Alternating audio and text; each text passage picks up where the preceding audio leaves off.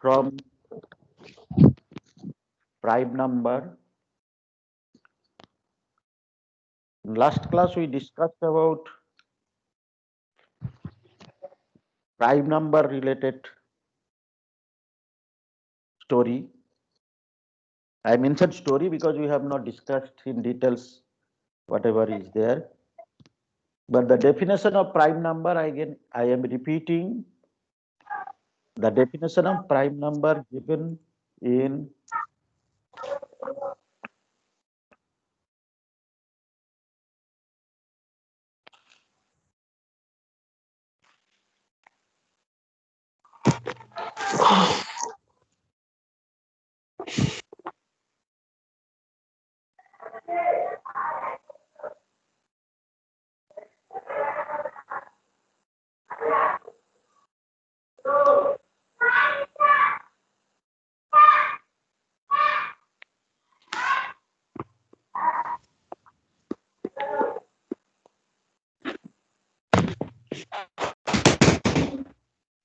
Pradeep, you mute Karthik or someone.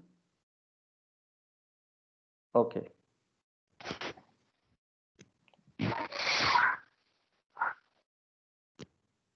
Naveen, correct. Done. So prime number, whatever definition we know, that is prime numbers only have divisor of one and itself. The definition we redefine, that is non-zero integer excluding one, non-zero integer excluding one, if it has only divisors one and itself, then it shall be a number non-zero integer has divisors either one or itself, called prime number. Any number can be represented in terms of power and multiplication of prime numbers. If repeated, we can express in terms of power. And prime number charts are available up to a large numbers, but when it used in cryptographic scenario, this bug comes to minimum 10284 bit, sorry, 4 bits, or at present it is 4096 bits numbers, and that number, finding a prime number there, it is difficult. We will discuss in this class little bit. We also discussed that there is a theorem called Fermat's theorem, and this Fermat's theorem, if P is prime and A is positive integer not divisible by P, that's the condition. Condition is A is a positive integer.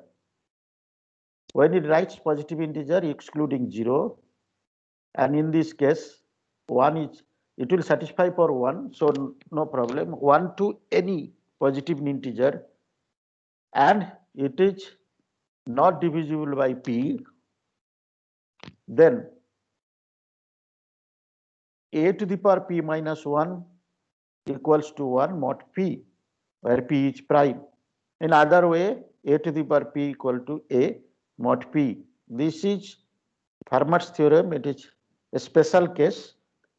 Then we reach to the Euler-Toten functions, but we have not discussed Euler-Toten function in details. Let me go a little bit here because the slides are very less.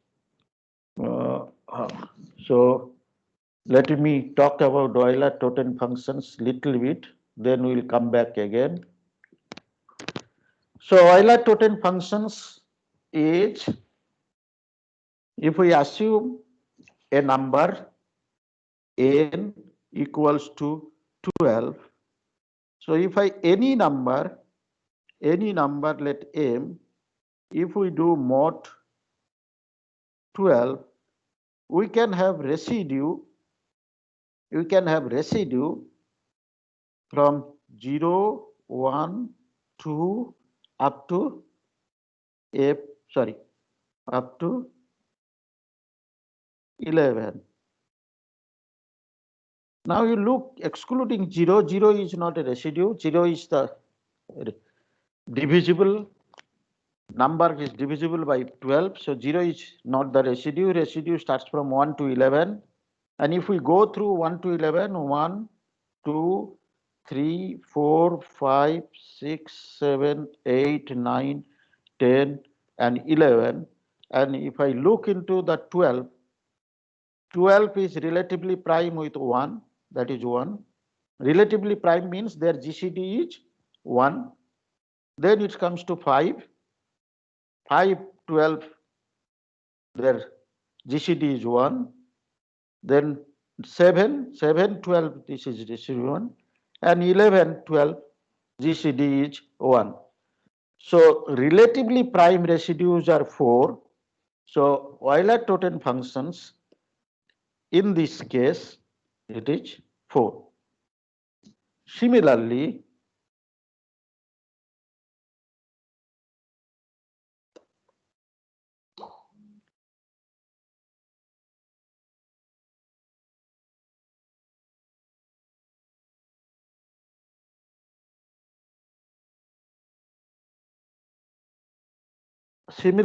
we can have the n equals to, let 7. 7 is a prime number. I can have residue excluding 0, 1, 2, 3, 4, 5, 6. So all are relatively prime to 7. So Euler-Toten function is 6. All are relatively prime to 7 because the rest GCD between this is 6.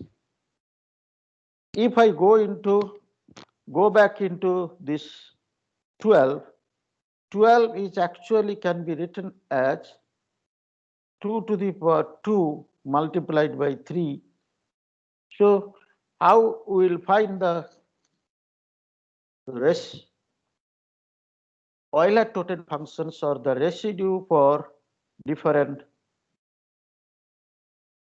relatively prime residue numbers, total number of numbers, residues can be defined in terms of Euler-Toten functions. This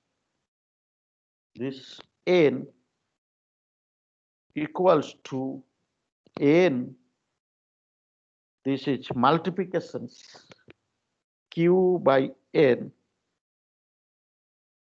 Q is a relatively prime to n and the factor of n, then we can write 1 minus 1 by q. So all possible factors, it can be like this. So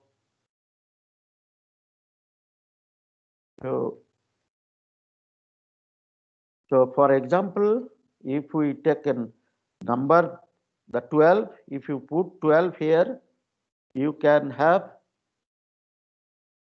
12 multiplied by 1 minus 1 by 2 and 1 minus 1 by 3. So if you go by it, you will get 4. So Euler-Toten functions is a very important one in terms of residue. And if we go by the residue, you will get this scenario.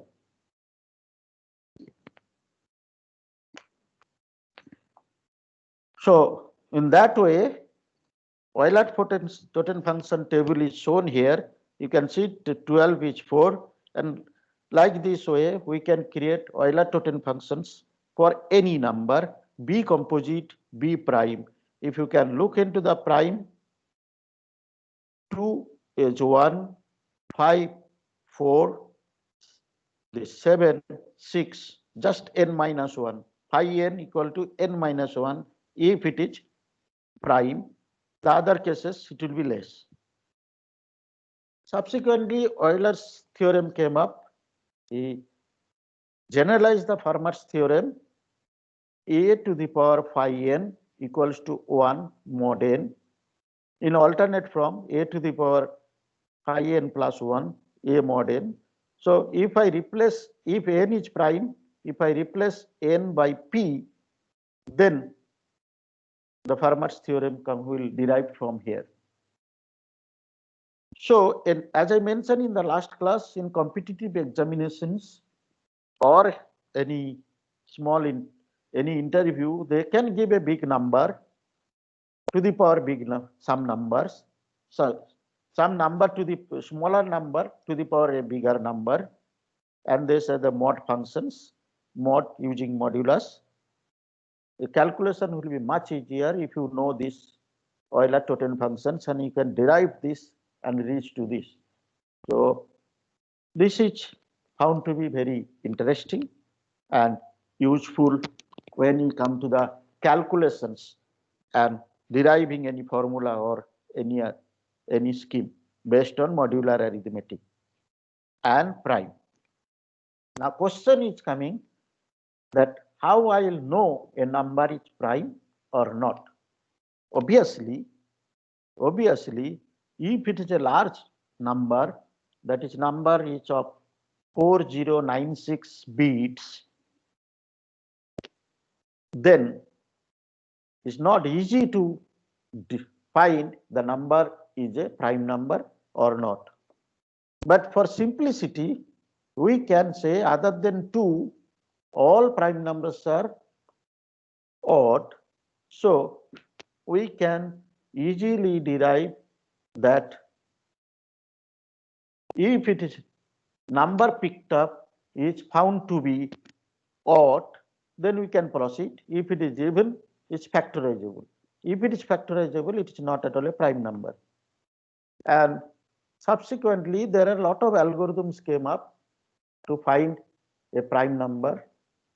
One of the prime number finding algorithms, prime number testing algorithm, not the finding, testing, test number is prime or not, is Miller-Robin algorithm.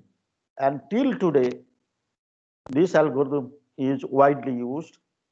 So if you generate a prime number in your computer, that option is exist. Why? The prime number is used for multiple purposes. In this course, we will learn this prime number or any number use, random number use is very, very important.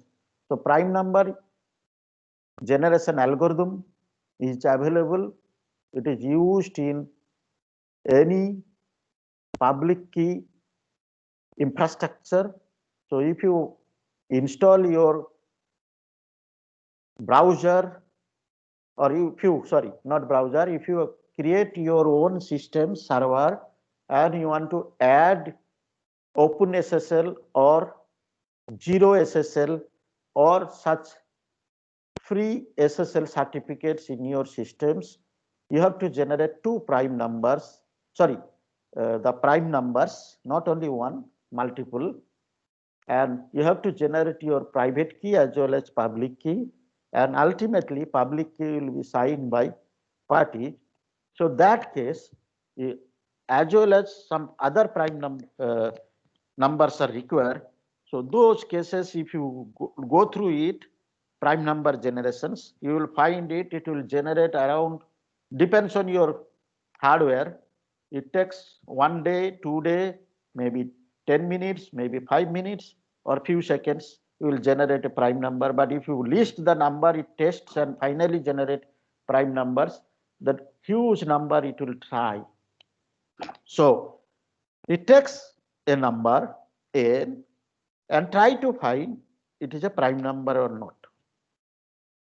First condition, n is odd.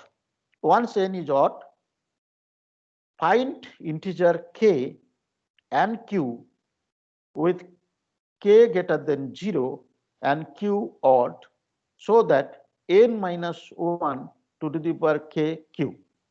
That basically n minus 1 and try to factor multiple of 2.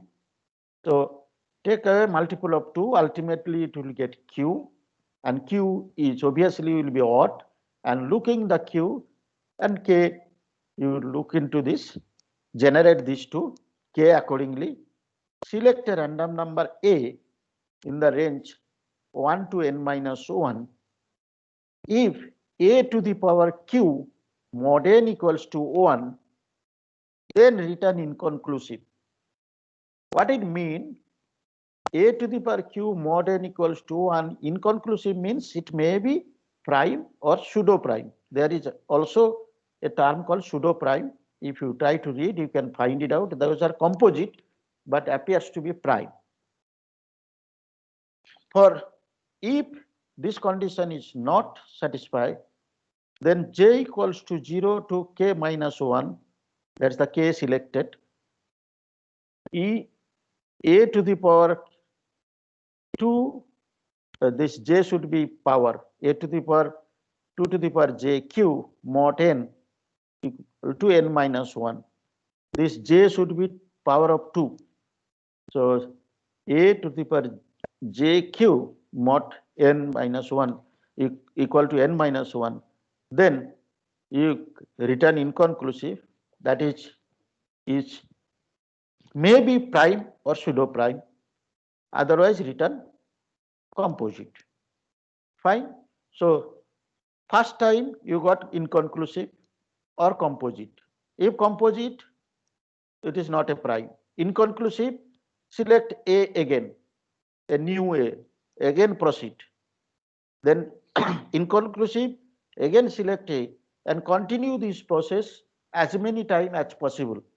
And if continue this for longer time, 10 tests or 100 tests, if 100 tests is found that this always inconclusive, then you can, with a confidence level, you can assume this number is prime, but you cannot guarantee it is a prime. So finding a prime is a difficult job. If number is given, it is prime or not. If one number is given of large size, it's difficult to find a prime.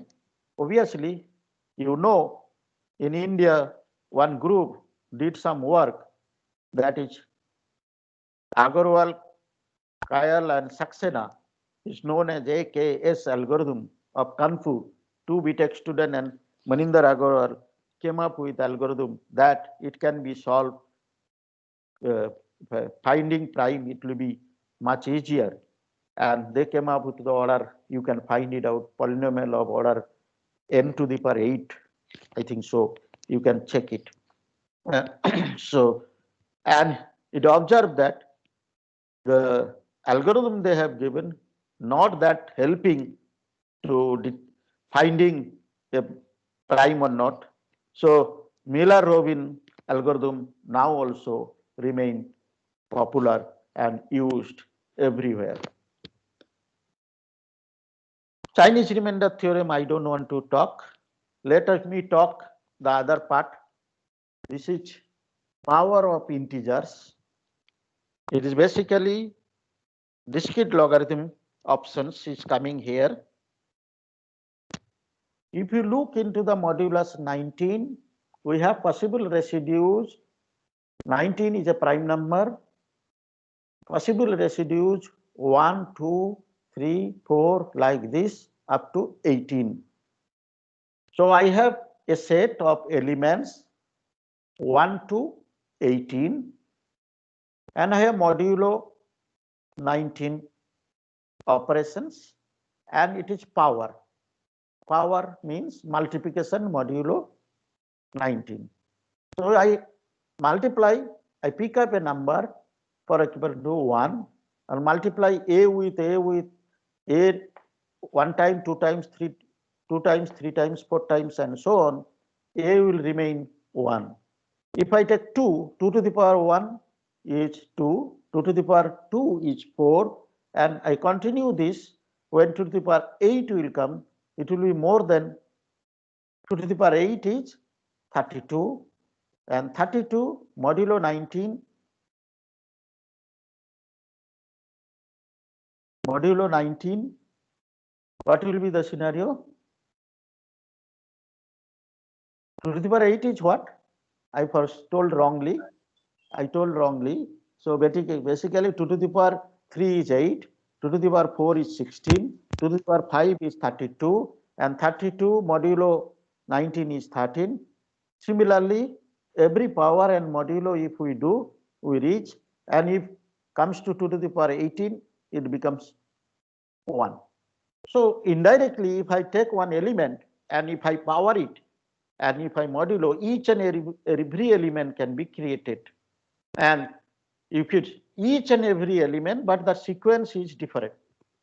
Similarly, if you 3 to the power 1, 3 to the power 2, and so on, you can get each and every element in the set. You come to the 10, 10 also will give similar figure. 13, 14, and 15. So 2, 3, 10, 13, 14, and 15, they generate all elements if I power it by integer power, modulo 19. Rest other, all elements are not generated. Its set of elements are generated and repeats. These 6 elements generate all elements, and this order, that when it repeats, is called order. If you look into this, it repeats at 18, so order is 18. So what we are talking about, I pick up a number like 2, 3, 10, 14, 13, and 15, one of them. And why I will pick up? Because it generates each and every elements in the set. If not, it should generate all possible element as much as possible. Try to generate almost all possible elements. Maybe someone left out, but the number it repeats, the order play a big role. In this scenario, order is 18, and we have to pick up a number whose order will be as high as possible. So remember order. In most of the cases, we will use this order in our subsequent lectures. So now question is that discrete logarithm problem is one. We know, let's assume 2 is known and the modulo 19 is known, and 2 generates each and every element. As 2 generates each and element, so we know this is the scenario. A is the 2. Sorry, in this example, A is different because it's talking about discrete logarithm. Discrete logarithm is talking is that log 2 comma 19, that is basically 2 to the power x mod 19 equals to A. 2 to the power 19, sorry, 2 to the power x. So here in this case A. 2 to the power A mod 19 equals to 18. So let us go back. So better to write it properly. Otherwise, confusion is coming up. Let me write it in a formula. So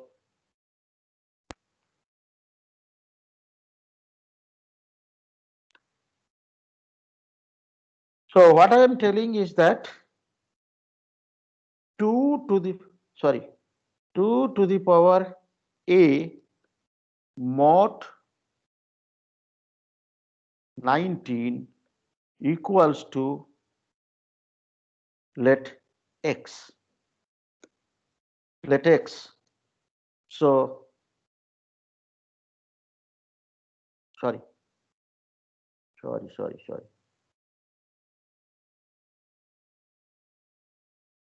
2 to the power A equals to, let 1.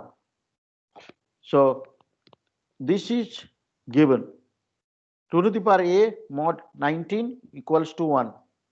This is given. That means I know 2, I know 19, I know 1. What I try to find? I try to find A. This is discrete logarithmic problem, that if I know the radix and modulus and their result, I have to find the power. So this finding A is discrete logarithmic problem. So it is similarly A 2 to the power A mod 19. If I write 7, what will be the A? This finding is coming here as a discrete logarithmic problem, and this finding, there are 2 options. I can generate the table, all possible scenario, and if I get the output 1, output is 1, then I can directly say it is, what is the value? I can easily say, because this 18 is 2 to the power.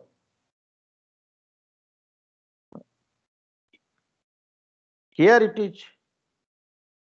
Oh, I told little wrong way. Let me as per table I have to correct it. As per table I have to correct it. So table is talking the other way around. Table is talking other way around. Table is talking about A here, X here. A here, X here. This is finding X. If I know A, how to find X? If I know these two, 19 and A, can I find X? Same thing is written in different way. What I discussed, same thing in different way. So if I can generate such table, I easily can say. But if I have a number in 2 to the power, 4096 bits, generating this table and finding is not that easy. So whole things are based on these discrete logarithmic options. In case of discrete logarithm modulo 19, finding x, if I know 2 to the power x mod 19 equals to a, what is x? That case, if it is 3 and so on. So we'll try to use this in case of different scenario. We'll see later on. Now we'll switch over to the next set of slides, and it's known to you, most of them, those who have attended this course in somewhere or somewhere you have looked into it, learn it will be. It's very simple things. We'll recapitulate, except some places, these slides, except some places, will have some special touch. Some definitions: plain text is original message. Ciphertext is the coded message. Encipherment or encryption is converting plain text into ciphertext. Decipherment, obviously, reverse process. Cryptography talks about the encryption, decryption, that is conversion of plain text to ciphertext, and that related all. Cryptographic systems is nothing but the scheme, what is defined, that is encryption, decryption, everything together it is scheme. And cryptanalysis is the technique used deciphering message without any knowledge of the enciphering details. So most intelligent persons in the security and cryptography are the attacker or hacker or cracker. Why I mention the most intelligent? Without knowing anything, they try to find what is actually used. And obviously, they have the more brain compared to the others, or intelligence.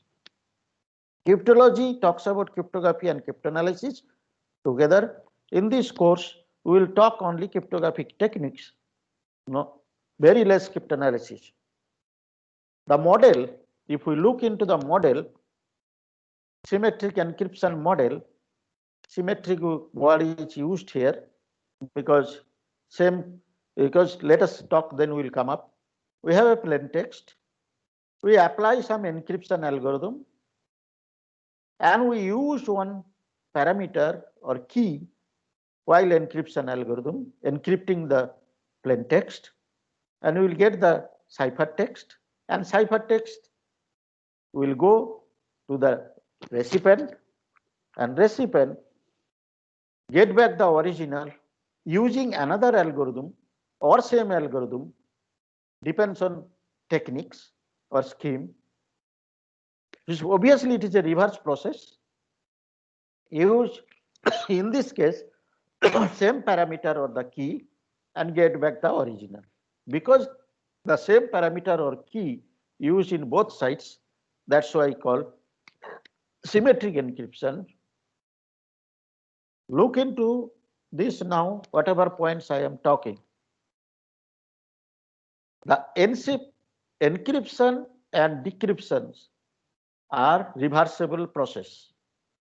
So any mapping from X to Y, that is the ciphertext, there should be a reverse mapping or inverse mapping to X. So whole process is reversible. This you have to keep in mind first. Second, the scenario shown here, the plain text size and the ciphertext size may be equal, may not be equal. It depends on encryption algorithm or encryption-decryption algorithm or scheme. So X, size of X in terms of bits, size of Y in terms of bits may equal, may not be equal. It depends on scheme. But preference is X and Y should be same size. Third point, very important point. X converted into Y, early days X was converted into Y, which X may be the plain text which has a meaning, Y is some text. It's very difficult to understand any meaning out of it, or in such a way it is very difficult to deduce anything or any message or any meaning or anything. The present day scenario is going in the other way around. X is one format which is plain text, some readable meaning. Y should remain same format. For example, Aadhaar card, if you look into the Aadhaar card initially it was only one number, later on they converted into virtual number. The virtual number is generated from the original number, and if you look in the virtual number and the original number, they appears to be similar. So the situation came up in latest scenario. This is the latest edition, format preserving encryption. It's called format preserving encryptions. This is added newly, that X, whatever format is there, Y should be same format and size should be equal. So this is additional things came in picture. It related to keep credit card, debit card, identity numbers, Aadhaar card, Aadhaar number, all these point of view. Next, the key already mentioned in symmetric key, these two keys are same. Next point, the encryption algorithm and the decryption algorithm both should be public. When I reach to this scenario, the question arises that what cryptanalysis will, or cryptography is demands two important things: a strong encryption algorithm. Encryption stands for encryption decryption, though it is written encryption algorithm. Sender and receiver must obtain copies of secret key in a secured fashion, must be kept secure. This is two important requirement. The rest other I told is also requirement, but these are the main two requirement. Now coming to the scenario here, So model of symmetric cryptosystems, the key with sender and recipient are common and they exchange in some other means which is securely. No one disclosed the key K. What is disclosed here? The encryption algorithm, decryption algorithm. What cryptanalysis you will get? Cryptanalysis will get Y, which is encrypted. The symbol is used E, K, comma X. X is encrypted with K key with encryption algorithm E and sent through the media. Once such things happen, cryptanalysis will get Y. What cryptanalysis will do? Cryptanalysis has a knowledge that encryption algorithm and decryption algorithm, this much knowledge and Y. What cryptanalysis first will try? Try to find X, which has a meaningful message. X should have a meaningful message. So X hat, because it's approximation of X done by the cryptanalysis. Once X hat is available, now cryptanalysis will have pair of things, the X hat and Y. From X hat and Y, try to deduce key because as known the encryption algorithm and decryption algorithm. These two are possible. So cryptographic systems, if I look into the details, we will find that there are three important factors. Factor one is type of operation used for transforming plaintext to ciphertext, number of keys used, and the way in which plaintext is processed. These three independent dimensions, most of the cryptographic techniques used substitution and permutations or transpositions. So these substitution permutations or transpositions, these two are very, very important, and its usage, it is independent of other two. Key point of view, number of key used. If it is symmetric, what we discussed, only one key is used. If it is asymmetric, we have two keys. One is private key and public key. We will see subsequent classes. And way of doing is take a block, operate on block with the algorithm and key and generate cipher block.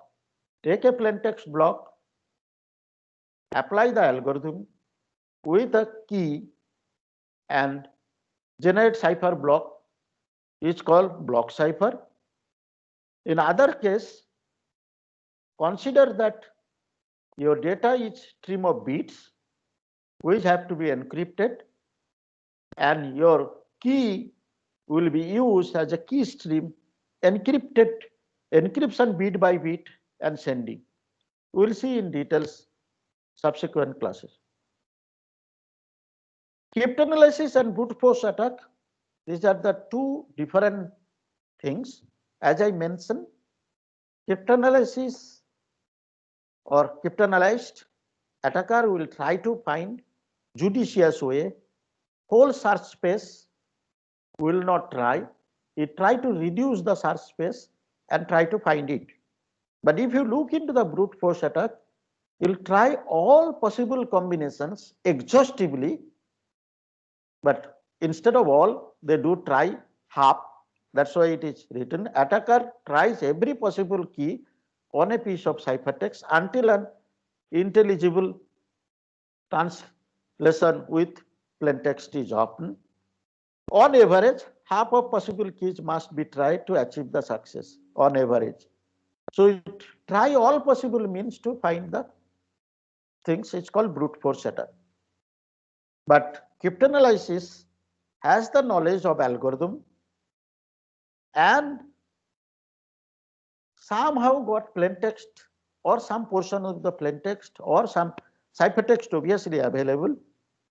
It reduce the search space and try to attack. For example, it is very old story when LTT was very active. That time our defense organizations able to find what they are communicating by cryptanalysis way. How they found it? They found, let us go to the next step, then we will talk. After this table, we will talk the case. So if we look into the attack, we have option for ciphertext only attack.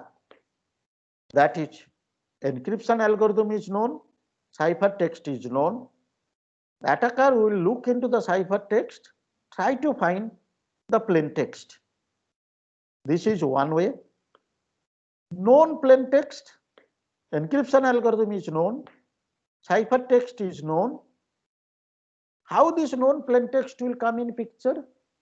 Because while communication is going on, a portion of message, the sender or the receiver, which was encrypted earlier, made it publish.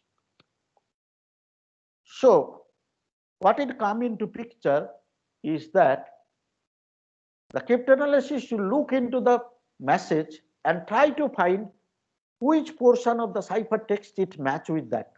Indirect meaning, I know the plain text a portion, not full, and the plain text corresponding ciphertext. With the secret key, remember secret key is not known. Known only plain text ciphertext pair.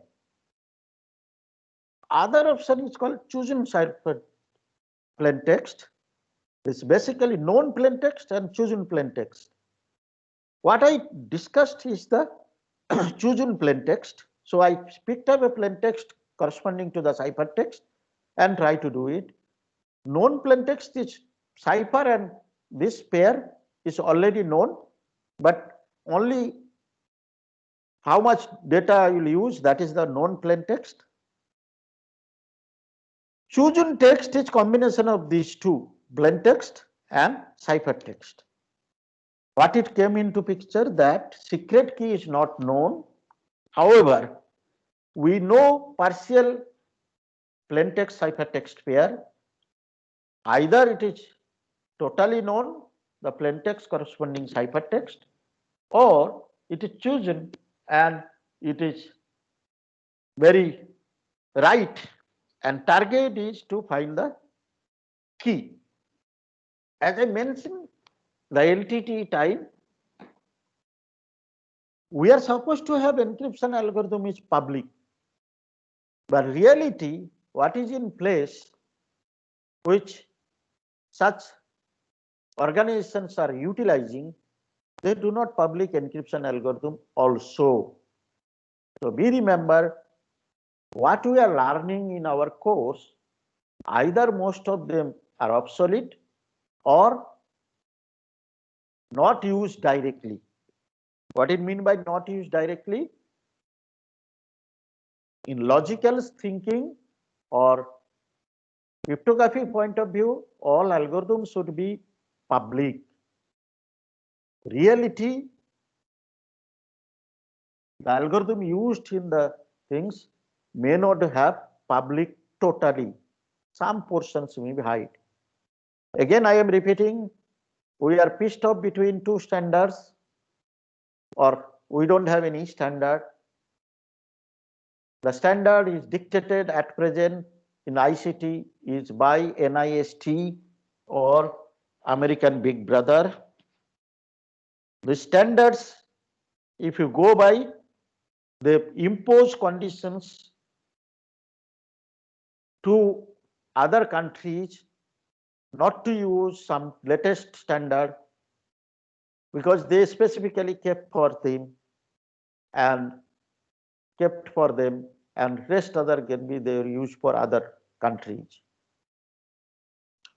This is, you have to remember, when it is in 2002, when AES came in picture, Advanced Encryption Standard, America made it clear that AES no other country will be used except the American requirement, defense and other purposes. Other countries should use triple DES at its variants. Now coming to another important informations, we know Swiss Bank. The owner of the Swiss Bank came up with one-page abstract related to encryption and decryption process. Subsequently, all his algorithms or their algorithms, now they are a group of people, their algorithms never made it public. They are using their own, they develop their own, they do not open, so open everything. So what we learn in our course or any material, those are open and only used by some country with tweaking. The closed one or latest one may not able to learn. We have to wait for some time. So more information share.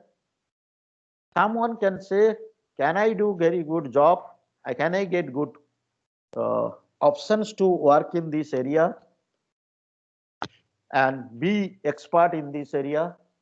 Yes, it's a very good lucrative jobs, but it's not a very good for family life point of view. I'm giving one example again. It is a Chinese researcher came up with very nice algorithms and become very into, he proved that he is very good in this cryptography and cryptology. Immediately, American government gave him an offer that he will be American citizen and he has to work for American defense agencies. All his family will get residence of America and job is guaranteed. However, the person refused to take this. One of the reason is that those people who works in such sensitive things, their life as in danger. They will not have personal life. Someone who will always watching such people and they may.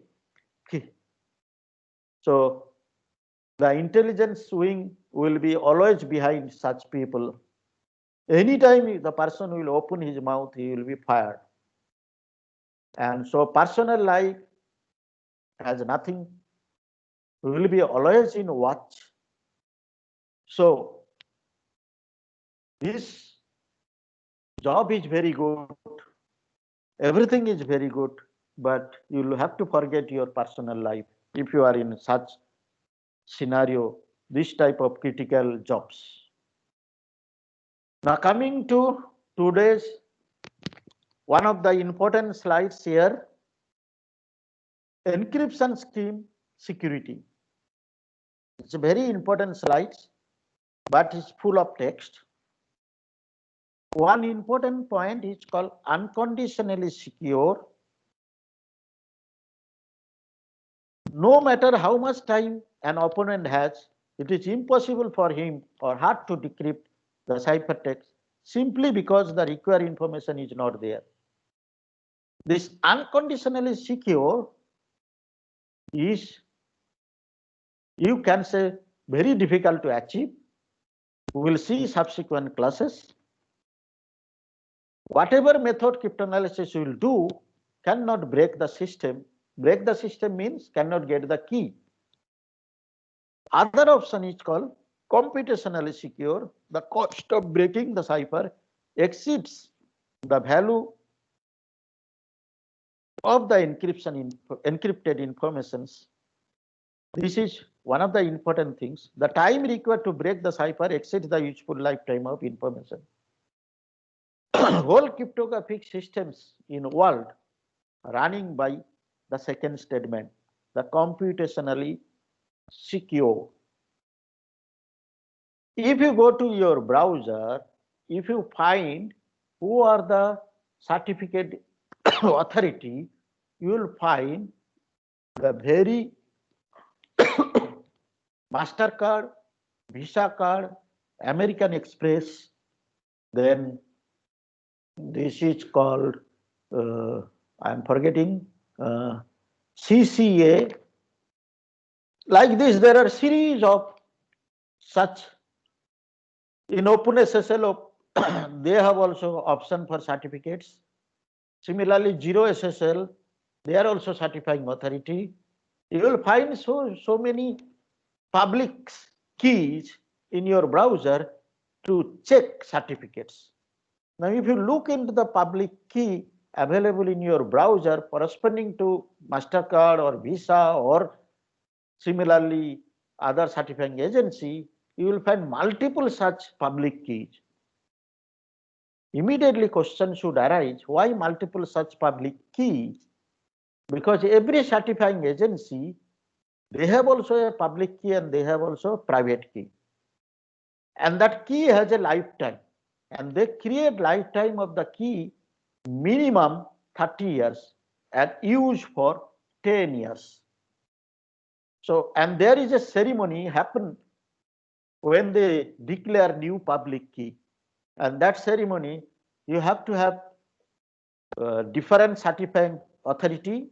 So, cross signing purpose. There will be law enforcement agency, there will be user agency, there will be media, there will be lot of people will be there, around 100 to 100 people will be there watching that celebrating or disclosing their public key. And the public key, once disclosed, it is for 10 years.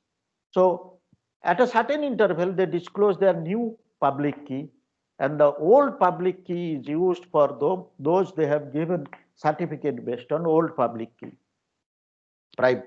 So remember, the public key of the certifying agency, or in other way around, private key of the certifying agency has a lifetime, and that lifetime makes that every certain interval they have to have different public key, private key pair. This is decided by computationally secure mechanism, and they never allowed more than certain number of years. So I will stop here.